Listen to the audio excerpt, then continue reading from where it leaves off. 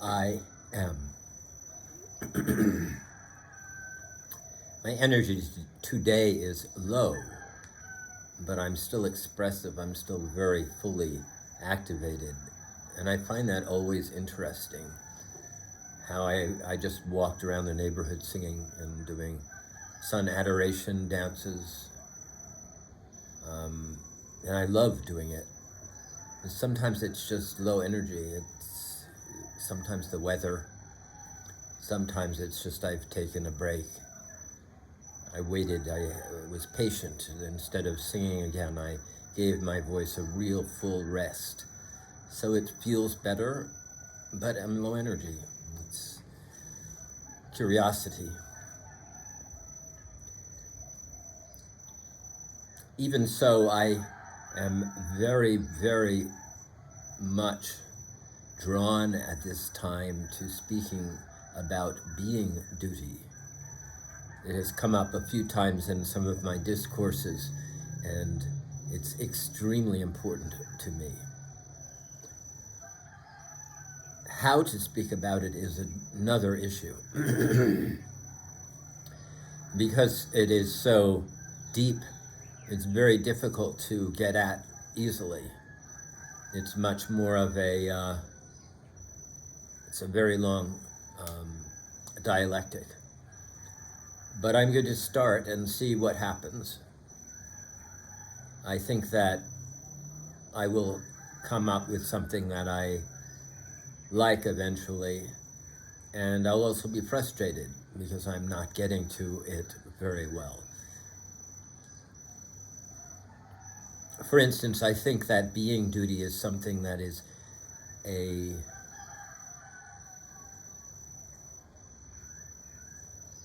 calling, something connected very deeply to a calling that has arisen because of our talents, our state of mind, our experiences. It's difficult to know one's being duty at 20, 30, 40. It's more one likes things, one likes doing certain things. But being duty is a larger, it's a larger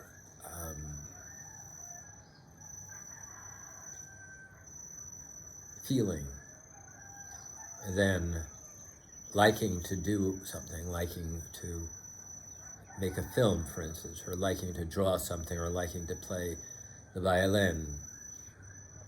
And at the same time, it's connected to it.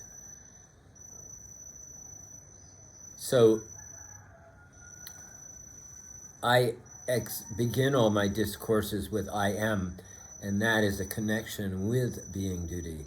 I am. It is something I cannot say for you. It's something I cannot say for them or anybody else. It's a statement that is totally personal. And that's why I say it. It's totally personal and it's totally true. I can adhere to it and I can live by it, which is a redundancy, of course. But it's very, very powerful. My first true encounter with that statement is Yeshua, of course. And Yeshua was very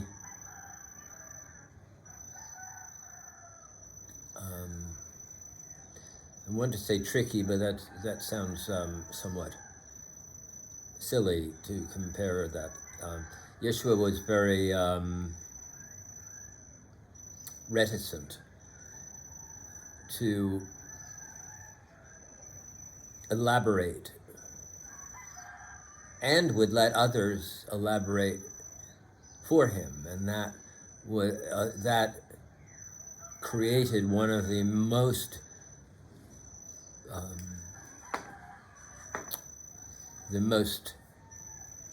disputed and most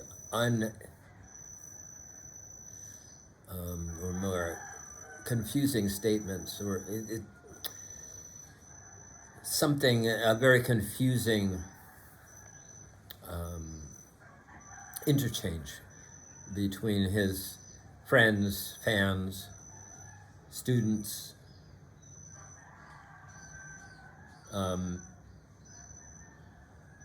I'm not confused by it because I truly understand the power of I am, the personal aspect of it, the truth of it. So it doesn't have a confusion for me.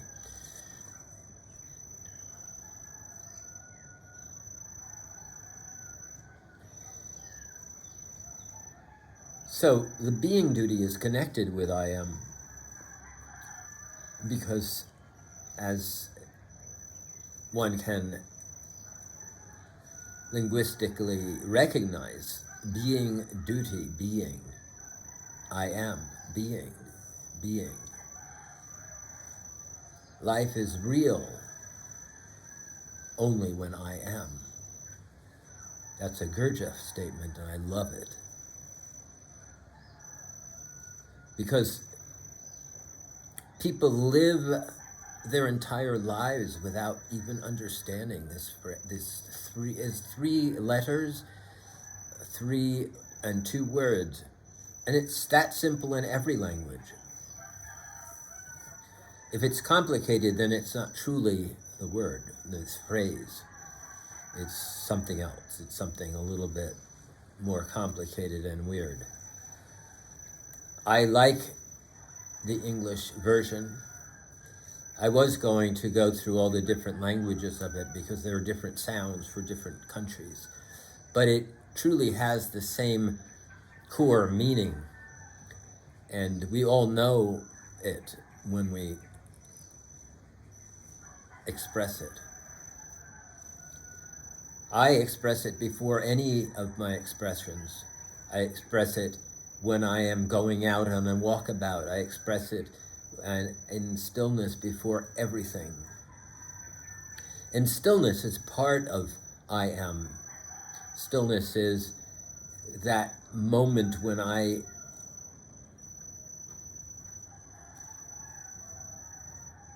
only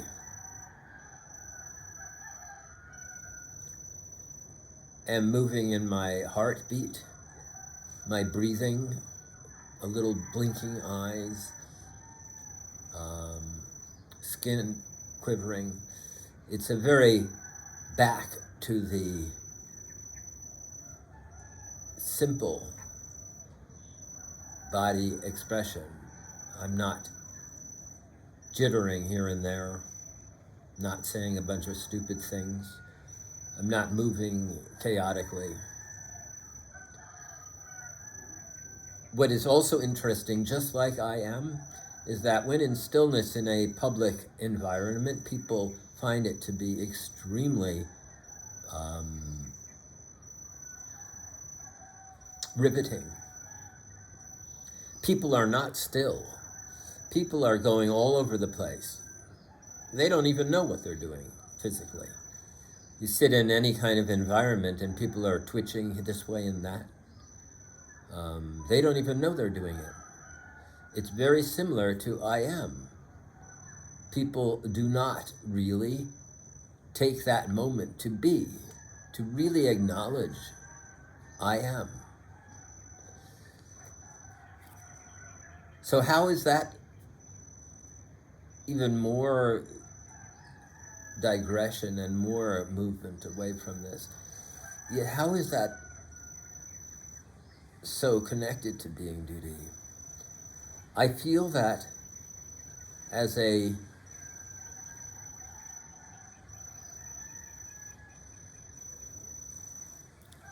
when I arrived at the angel tunnel and I really started to understand why I had come there, what reason, the synchronicity that brought me there, being duty started to really come forward for me.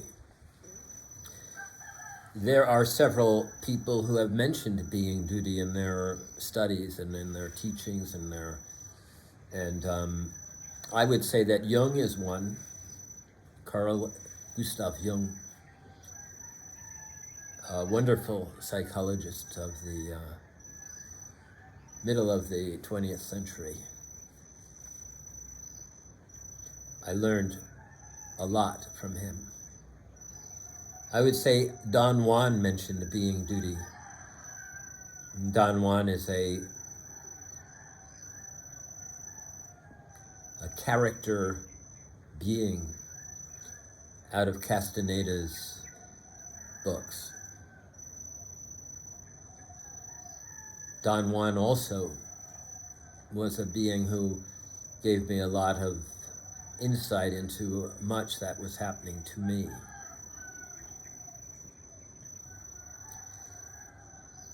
I would say that,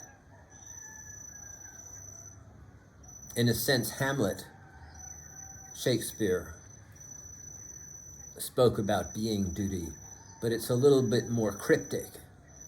I think that the to be or not to be speech is about being duty. He was moving into and trying to understand his being duty in relation to the betrayal that had taken place in his family.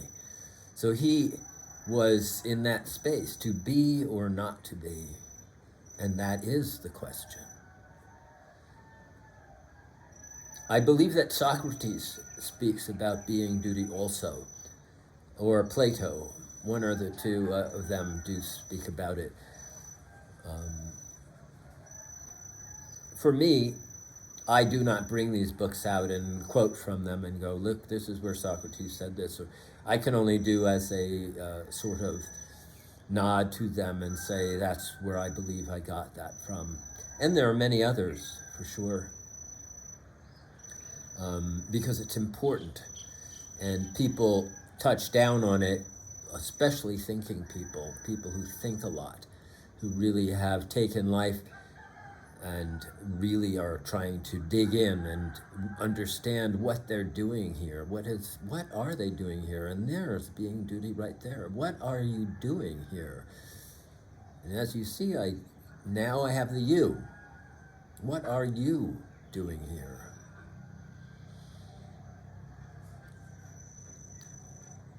I can say I know what I'm doing here, but I'm not going to say that, because one of the parts of being duty is the process of really understanding that. So we spend our entire lives really fully unearthing and revealing our being duty to ourselves, so that at our moment of death we can fully embrace that being duty. Because we have that moment of presence before I am is no longer true. It is one of those things that really can pull us into some sort of full understanding.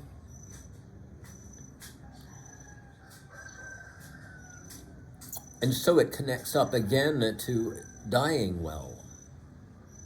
To truly be at that moment, to give oneself the opportunity to be at that moment of death, where one is, as one is right now, truly present, and then nothing.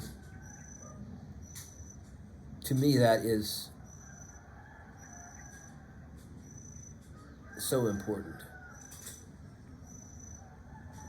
Because at that moment is the true presence and the true revelation of being duty. I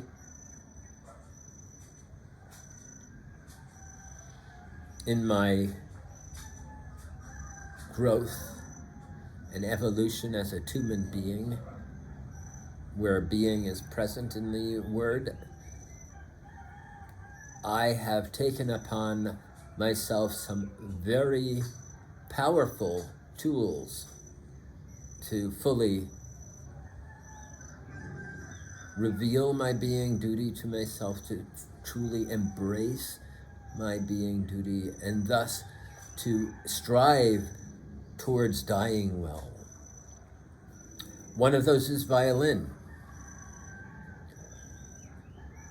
The violin came to me as a dream. It didn't come to me as a forced behavior, as my mother forcing me to do the violin, or my father forcing me to do the violin, or somebody saying, you should play the violin, or any other of these kinds of, I consider them forced. What happened was my unconscious told me in a dream. I was presented with a violin, and the morning after I was questioned by my mother and wondering if there was an instrument I might be interested in playing. And I said, how does that happen?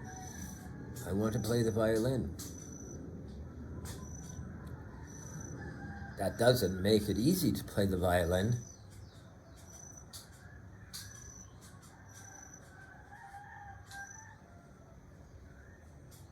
It truly is one of the most difficult instruments to play, and that's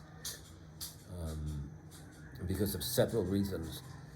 But to choose to play the violin is more in reaction to the fact that the violin is an expression of music and of an instrument that is so close to the human voice because of bowing, because of all the aspects, because of the glissando nature, because there are no frets. Frets are placed on an instrument to make that instrument easier, not to give it more expression, not to make it a more expressive instrument, but to give people an opportunity to use a stringed instrument and learn how to do it more easily. Whereas a non-fret instrument, you have to learn how to find that note. And it's not a memorization process. It's a totally feeling process. Frets is a memorization process because you put down your finger and that's the note, because the fret stops the string, not the finger. The finger learns where to press so the fret will stop the string. Whereas the violin, you put down your finger and that doesn't necessarily mean you've hit the note. So everything is about adjusting. It's fluid as the voice. It's extremely fluid. That fluidity enables adjustment at an infinitesimal way that is so almost unconscious and so deep. Because if you do that, if you allow it to be fully expressive, then you are constantly adjusting. That's life. So the violin is very close to life. I would say it's probably the closest instrument to life. I don't differentiate between the violin, cello, viola, and bass. They're all, to me, the same instrument. I'm just calling it the violin because that's what I do. But the bass, it's just a bigger one. Bigger strings, deeper sounds. Violin is soprano, so it's higher sounds. So the violin was my first choice. Even as I was in my 7 to 8 years old, I was young.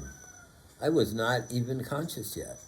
I was still reeling from the world's mistreatment of me. I was still not loving myself well. And yet I was recognizing that dreaming was very powerful.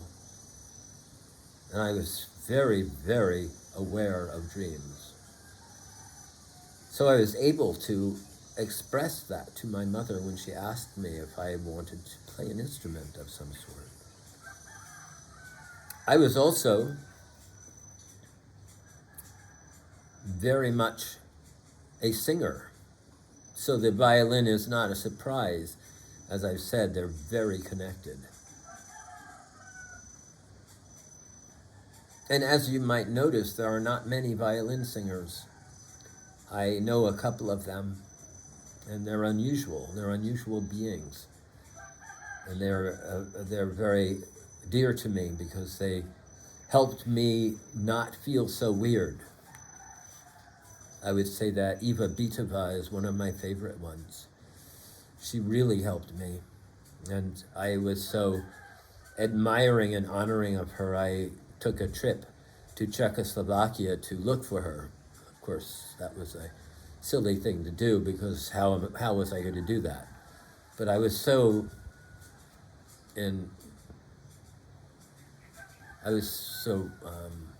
honoring her. Laurie Anderson. She did it differently though. Her way was a little bit more speaky, whereas Eva sings. Truly sings. She sings like I do. She sings like the sweetie sings.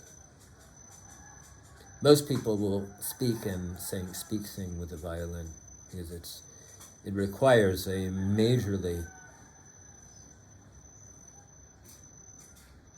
true intonation to match the violin and to match that fluidity of performance.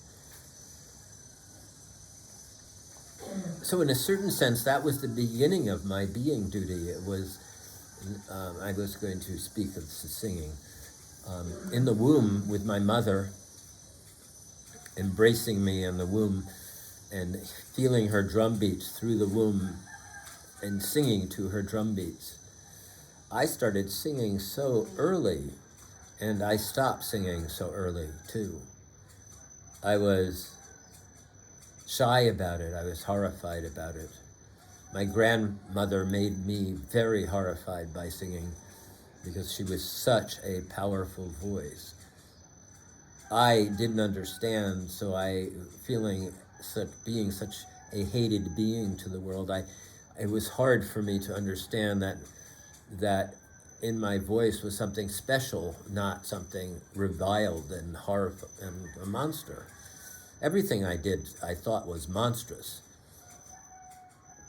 But I still was singing. I still had it, and I still was a singer, regardless of whether I hated the fact that I could do it or not, and was embarrassed and shocked and reviled by the fact that I sang.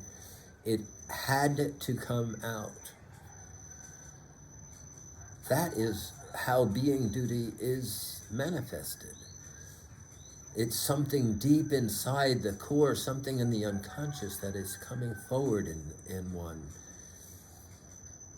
I'm digressing now about one. I will use this because I'm referring to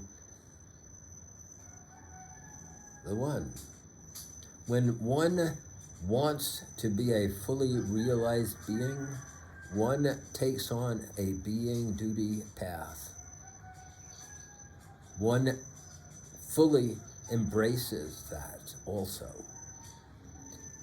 It is not easy. It is fluid.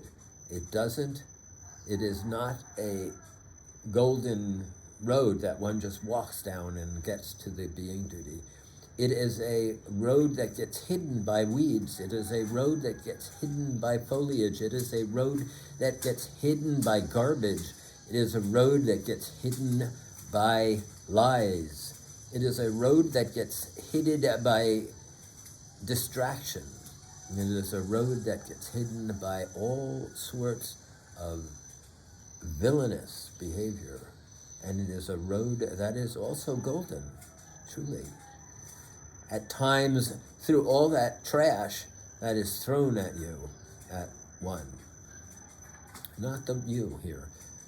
All the trash that is thrown at one, there is the golden shimmering that one sees through all that, through the lies, through the religious lies, through all the lies that all people try to tell to try to get money. to try to distract you by money, by something else other than being duty.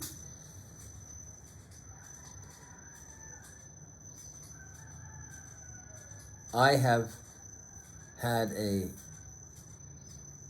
miraculous assistance in my unconscious. I consider it part of a wondrous path.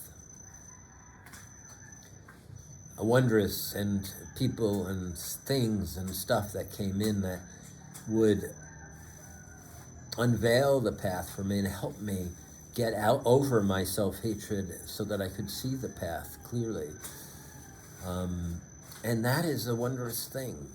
I feel grateful and extremely lucky too. And luckiness is a gratefulness. Life is full of luck as well as full of hard work. If one does not see that they're both present, one can do the hard work and then the luck doesn't come, or one can have the luck and not do the hard work. One has to do them all because it's a path of the Tao. One has to always be having both. And in having luck, and the other word for it, as I said, is synchronicity, one then can find one's being duty. Or as I said, one can be on the path to one's being duty. So my being duty was to lose my voice, in a sense, to be so horrified because of my grandfather's huge voice and the ability of her to use it so powerfully in church, and have it also being connected to church. Singing then became something that was done in church, and my grandmother was so powerful in her voice and her vocals in church and her dominating the pew. And at that time, being so shy, it was not pleasant for me to have her singing so loud, and I hated church already. Church was not a place that I wanted to be. So there she was, singing so loudly. I don't know when I realized that my voice was that I had received that gift from my grandmother.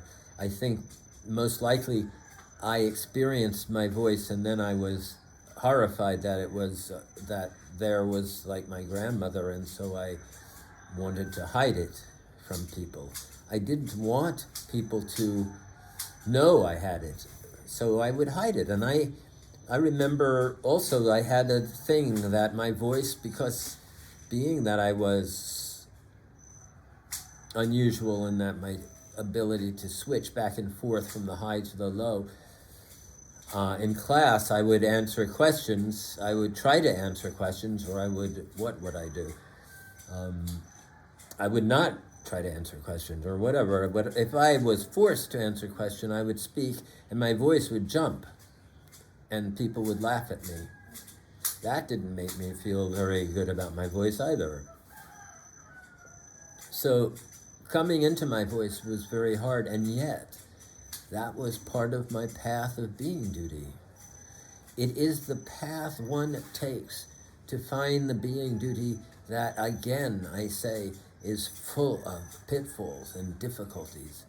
And it is the getting through those that one finds the being duty and finds the path and finds the golden way. If one does not, when one gets beaten down by the pitfalls, beaten down by the lies, beaten down by the distractions, the being duty can forever be hidden. And dying well is a very problematic possibility. It's not to say a person cannot die well without their being duty, but that is a matter of immense luck and fortune. And I actually don't experience that or have seen that in stories much.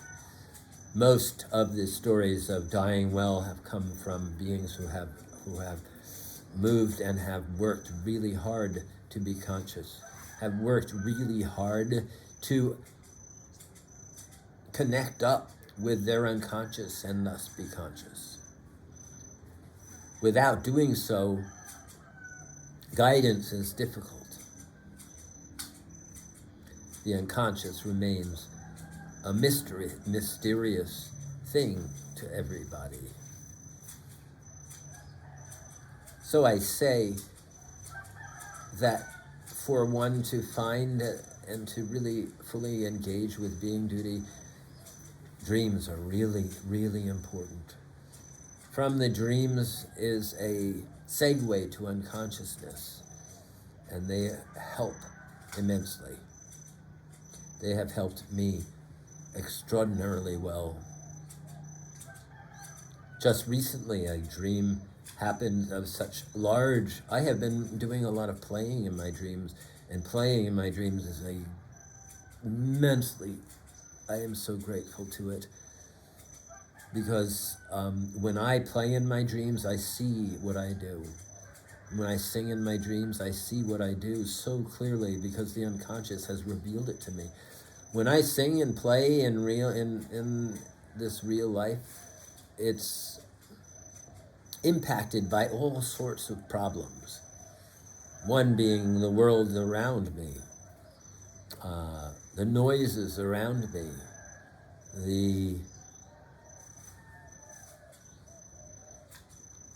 all the various restrictions around me. To play and to sing and to have somebody say, "Could you be quiet?" That's a restriction. That's somebody who is, I have no idea, there's whatever they are, they have an issue of some sort. To have that happen while one and I am in full expression is difficult. Whereas in the dreams, when I sing, when I play the violin, it's the most magical thing. And so it really helps me a lot. One of the aspects of playing, singing, dancing, living, however, is as one ages, the body deteriorates. This is a part of being duty. This is a part of coalescence, of full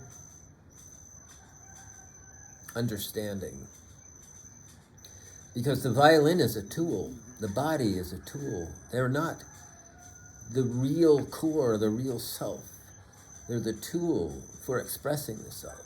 So as one is moving towards death, as one is moving towards that state of, as I said, dying well, in that present, that moment of true understanding of being duty, then one has brought into the core self, into the self that is moving towards being duty, or one has completely brought it in. And that's what the dream is saying to me too.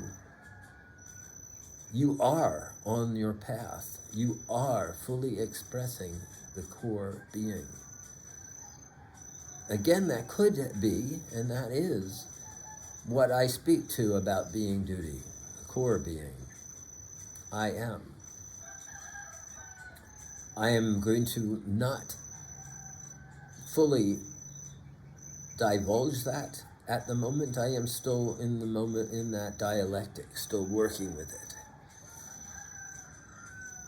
So, having the violin, this extraordinarily difficult instrument, this fluid instrument, this acoustic instrument, which again reminds you that when you plug in, you are separating yourself from that acoustic instrument. Never mind the fact that it's a stick and is incapable of resonating. The important thing is that that separation makes for problems. The core self, as one is aging, is getting further and further away from being able to do any of these things. I am a lucky being because at 70, I can still sing full voice and I can still stand in the middle of a square and stop the entire square. I can still play the violin, not Paganini anymore, because Paganini himself knew that, created an environment sounds silly, created a method in playing the violin that could not age. There would be a problem somewhere along the line where the body no longer could do that. That's all well and good for a 20-year-old, as it is for a lot of the performers. They're 20 years old. They can express in a way with their instrument that is athletically virtuosic. But as one ages, that is gone, and especially if one does not stay fit, as most of you have not done. You might do yoga, but have you done yoga for your entire life? Is yoga something you started when you're 40, when you're 50? Even at 20, in your 20s, it's pretty late already. Because not only is it part of the being duty, one has to maintain that for the rest of one's life. One needs to be fit, because to follow the path of being duty requires fitness. So, the violin requires an immense amount of fitness. It is an instrument that is so, as I said, difficult, that it requires a fluid body. It requires a fluid hand. It requires a fluid neck.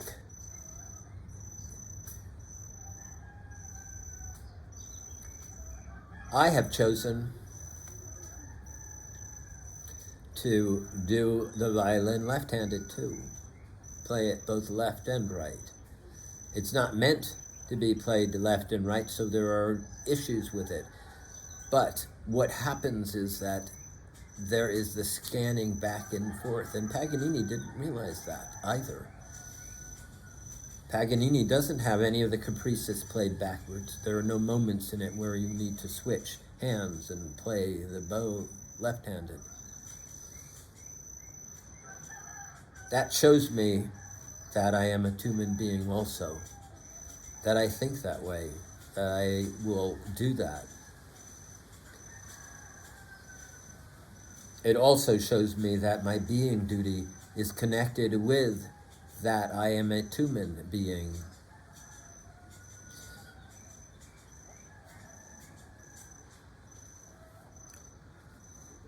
And what does that mean? What does that mean to be a Twoman being? Because that again is connected with being duty.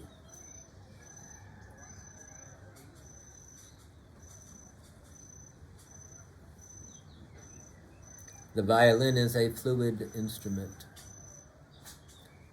When electrified, when placed in electrified medium, when people turn a stick into a violin and claim it to be the violin still, and they play electrically and they do all sorts of things electronically, there is a thing lost, and that thing is part of my path towards being duty. That limberness, that acoustic resonance is really important. So for me, this discussion of being duty is so complicated. The digressions are all over the place, but I'm narrowing it down a bit. And as I continue talking about this path to one's being duty, I am continuing to talk about my path to my being duty.